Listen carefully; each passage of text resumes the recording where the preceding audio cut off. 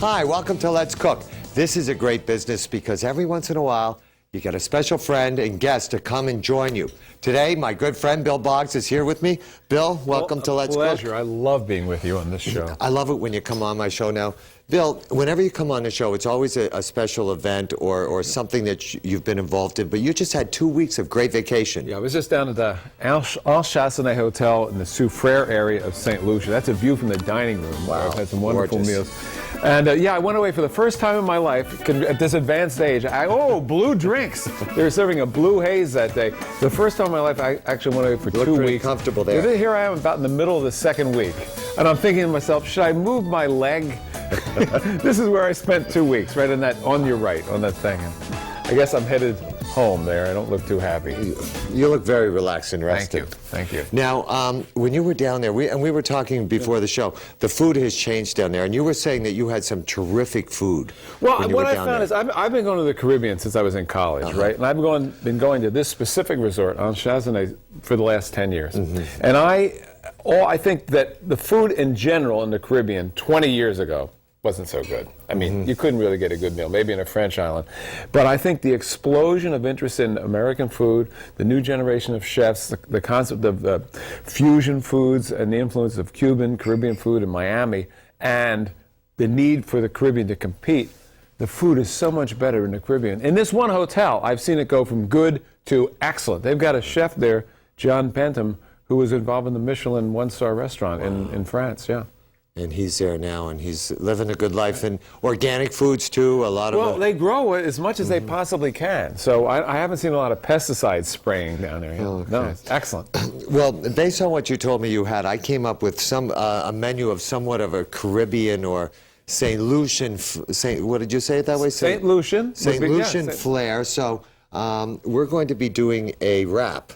Just in a rice paper wrap, a spicy vegetable wrap. Let me ask you a question. Where did wraps come from? Well, we can get into it later. Yeah. One day I walk into a store and it's filled with wraps. You can't even get a sandwich. What happened? I think people like the convenience. I think it's eater-friendly. Eater-friendly. Eater-friendly. Just roll it up. Now, this is some rice paper here. That one's cracked. Great. That's a nice light wrap. And I'm going to show you how to do this, and you're going to make this. Okay. And because I know you love vegetables. I'm not a vegetarian, but I love to have vegetables with every meal. Extra vegetables.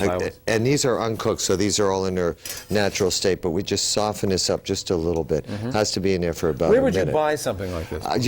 You get this in an Oriental department of or an Eastern department, or in a Oriental supermarket. They have them. What's they're the all over the benefit place. of doing a wrap with this?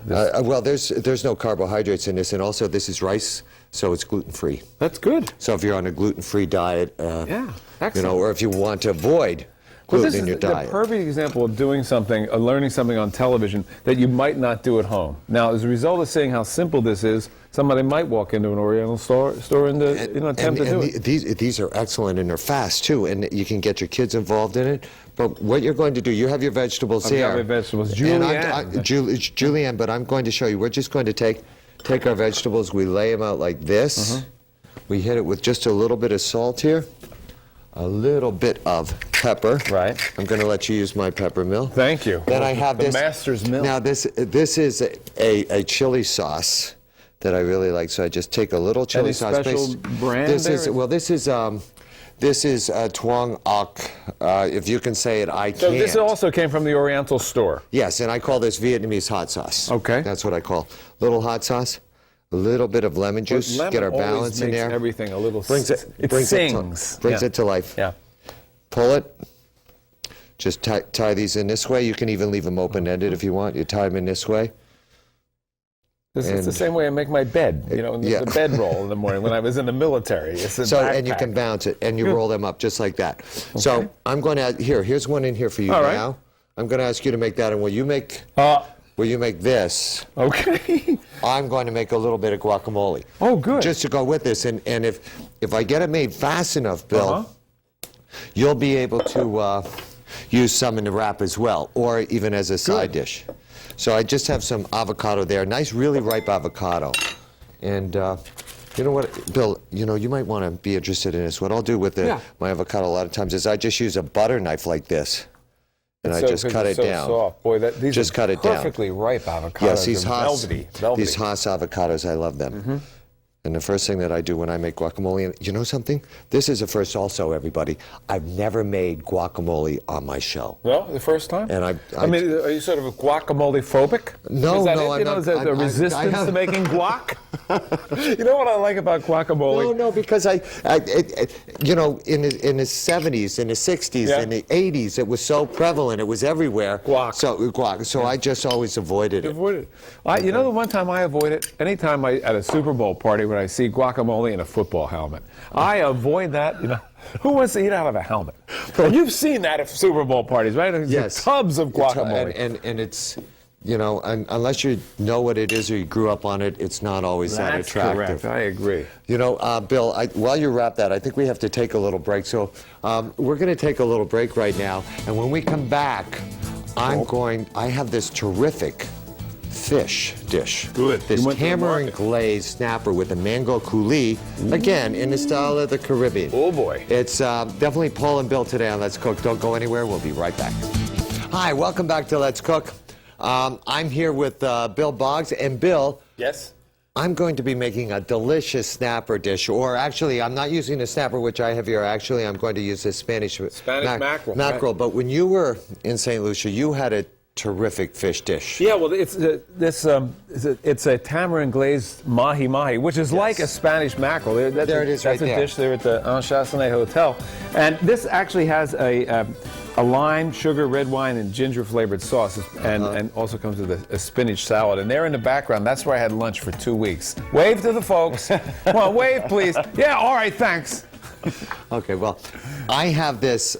I went to my fish guy this morning and I said, Joe, I want a tropical fish. He said, I have the Spanish mackerel. Right. Beautiful fish, really. No scales on this. Has a nice line right down here. We're able to tell. Now, to fillet this, all I'm going to do, I'm just going to cut along behind the head here. Right. Make sure I cut through here. It's already been gutted. Then I'll just take my knife and I just pull my knife right along the backbone here. Look how simple that is when you get the practice like that. Excellent. Okay, so then I have this beautiful fillet here. Now, with this fillet, this skin is actually somewhat tough. So we'll get rid of this here, and it's actually a better fish to fillet with a dome knife. Why is that? Because you won't cut through the skin. It's much easier. So what I'm going to do is I'm actually going to use my knife. I'm going to pretend it's dull. Right, okay. I'm pretending, too. Okay. I'm pretending I'm doing this.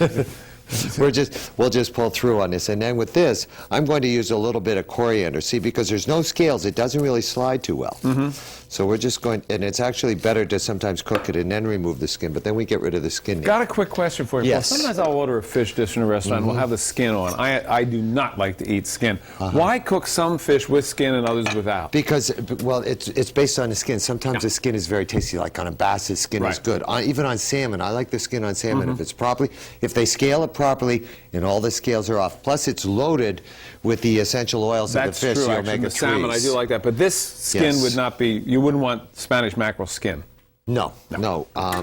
But actually, some people would. It all depends on the individual. Maybe in Spain.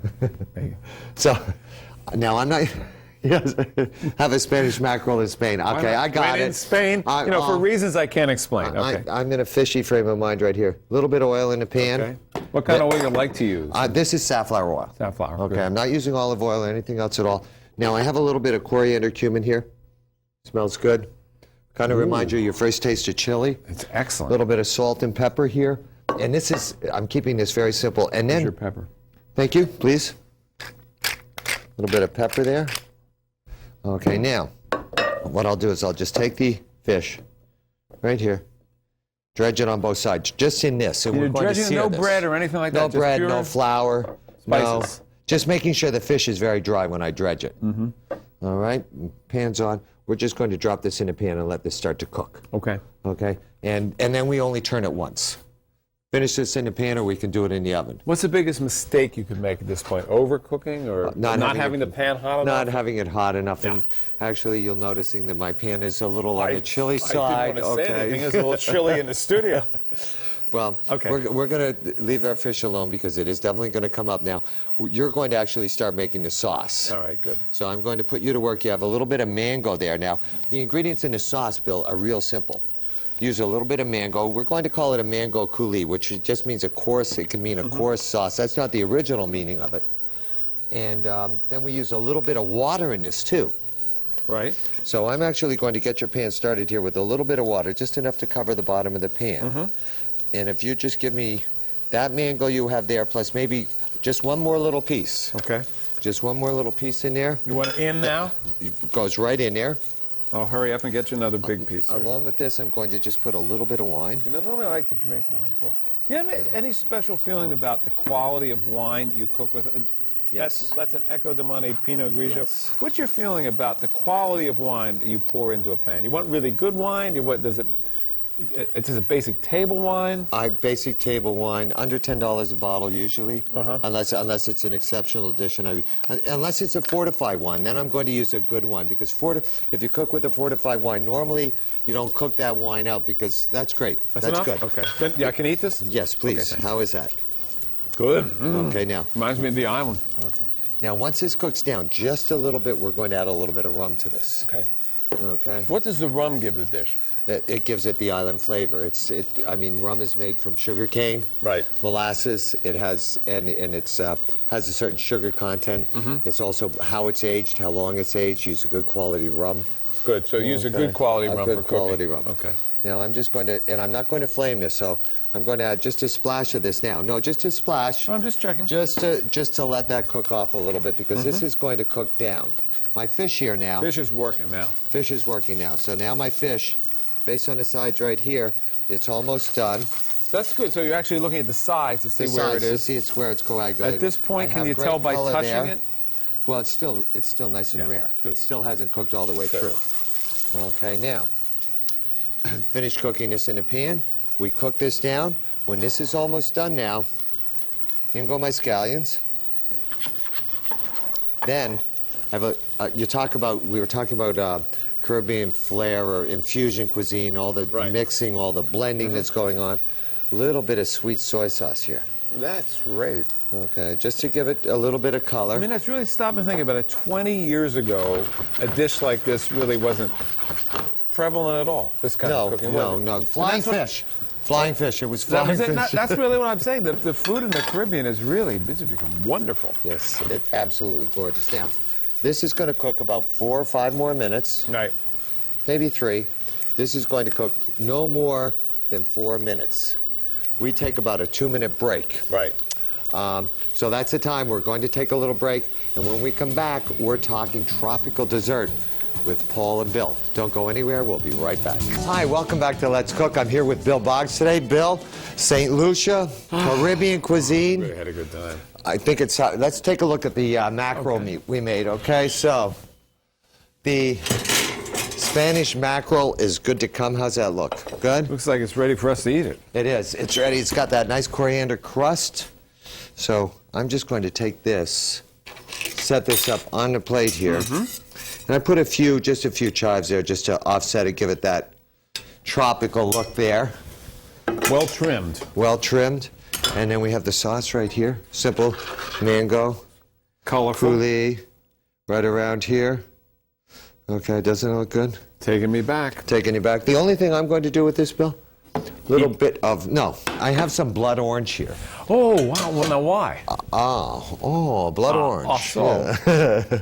So we'll just I'm just going to peel the blood orange here. Now, while I'm peeling the blood orange, we have a dessert to do as well. Right. But before we even go to that dessert, we have a little bit of B-roll of when you were in... back in St. Lucia. in St. Lucia. And it starts off, this is the view from the dining room down to the beach where I had my meals.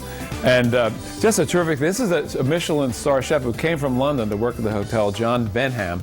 And we're discussing the menu for the evening. He made a dish here which I really like. This is a tomato tart with guacamole and spiced vegetables. The ingredients are coriander, Christophine, zucchini, carrots, and it's in a spicy masala mix.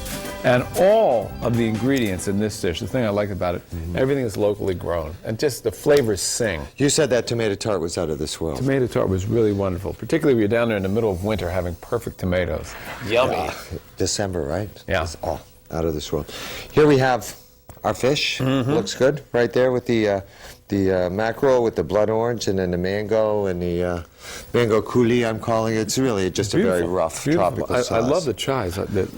These trimming. Yeah, these are nice. I grew those in my backyard. Did you really? Yes, little blood orange. Sure. Okay. Now, for our dessert, we're good. It's good.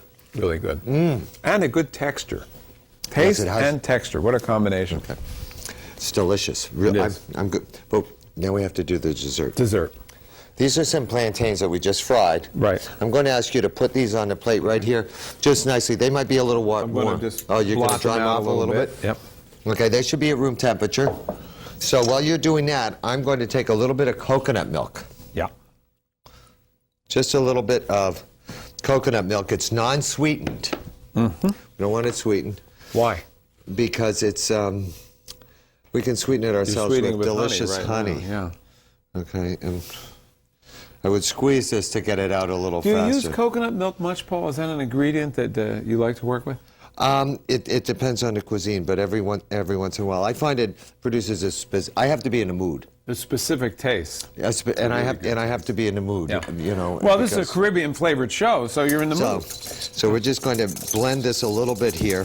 Just kind of bring it together. And whenever you buy the coconut milk in a can, you know, you have to open it and you have to mix it because it separates. Sure. It really separates. So just a little bit of this. Then, because we can do the spicy hot, a little bit of jalapeno.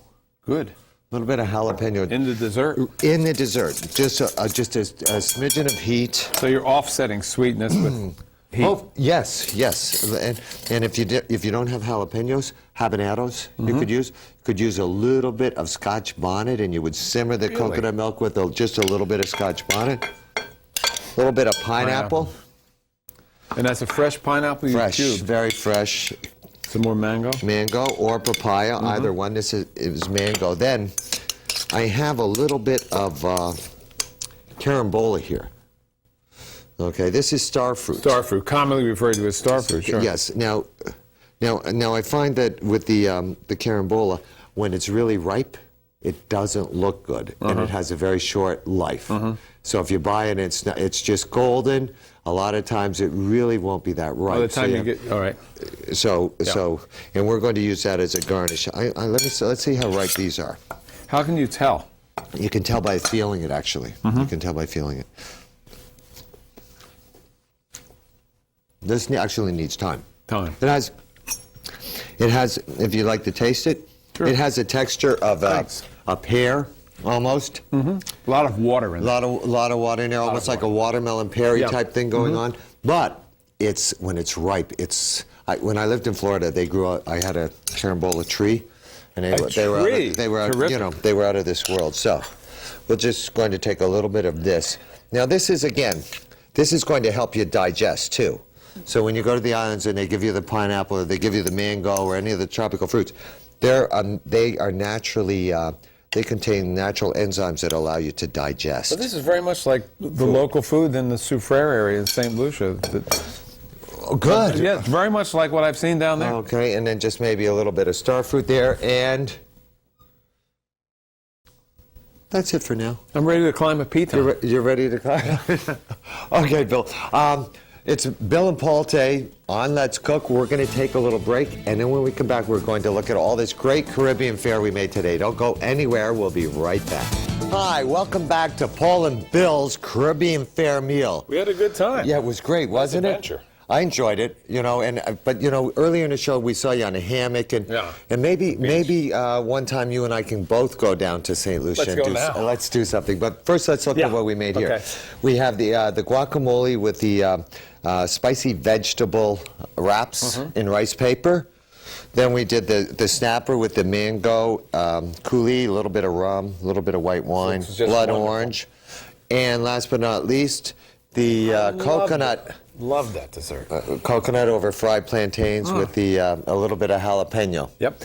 And you'll attest that that's a nice. It's so good. Don't be afraid to put that little bit of jalapeno in there. It is perfect. It's actually excellent. Bill, thank you you. so much for coming on the show. Thank you very much. And I meant that maybe one time you and I can get down to the Caribbean and do something together. I think we could have some fun down there. You've been down there every day for every year for 10 years. 11 visits to Anne Chassanet Hotel in 10 years. In 10 years. So that's how much I like you it. can show me the islands. I'll be happy to do that. Thank you. Thank you, everybody, for watching Let's Cook. You have a great day, and we'll see you next time. Bye-bye for now.